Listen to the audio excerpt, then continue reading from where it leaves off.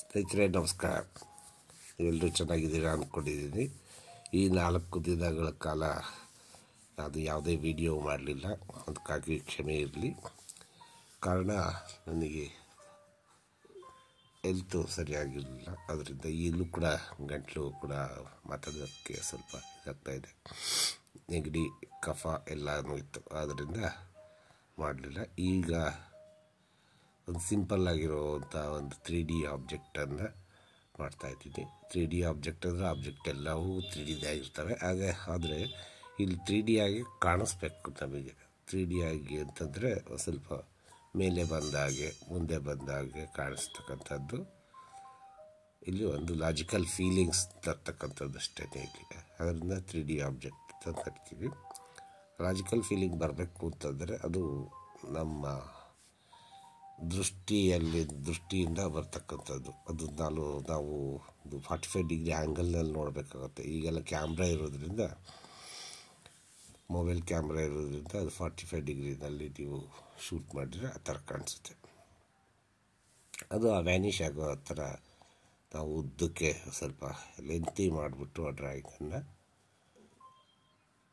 Enlarge ಮಾಡಿಕೊಂಡು complete ಉದ್ದ ಬರೋ ಥರ ಮಾಡಬೇಕಾಗುತ್ತೆ. ಆಗ ಅದು ನಾವು ಕ್ಯಾಮ್ರಾದಲ್ಲಿ 45 ಡಿಗ್ರಿ ಆ್ಯಂಗಲ್ದಲ್ಲಿ ತೆಗೆದಾಗ ಅದು ಕಾಣಿಸುತ್ತೆ, ನಮಗೆ 3D ಆಗಿ ಕಾಣಿಸುತ್ತೆ.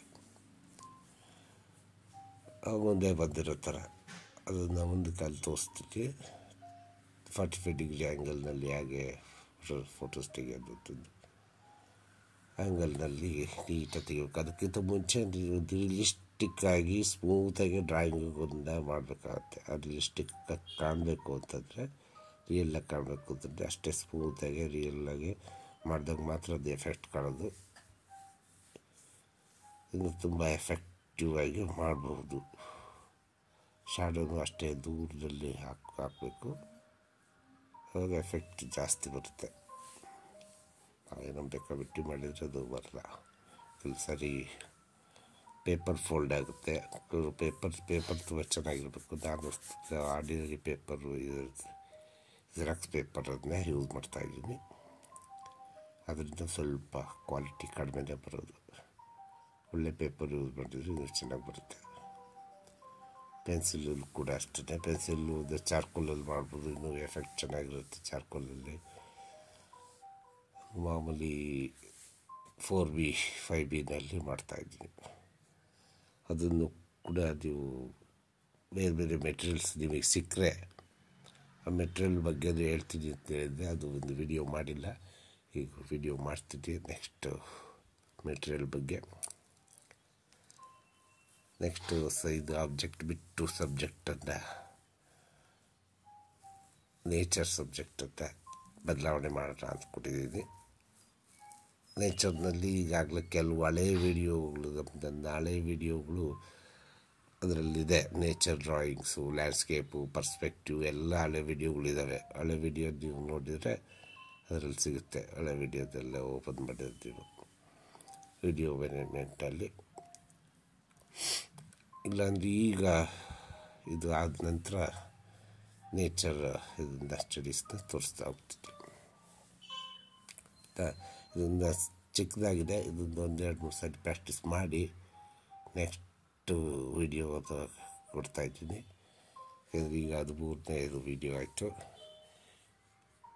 ಇನ್ನೂ ವಿಡಿಯೋಗಳಿದ್ದಾವೆ, ಇನ್ನೂ 18 ವಿಡಿಯೋಗಳಿದ್ದಾವೆ. ಮಾಡ್ತೀನಿ ಖಂಡಿತ.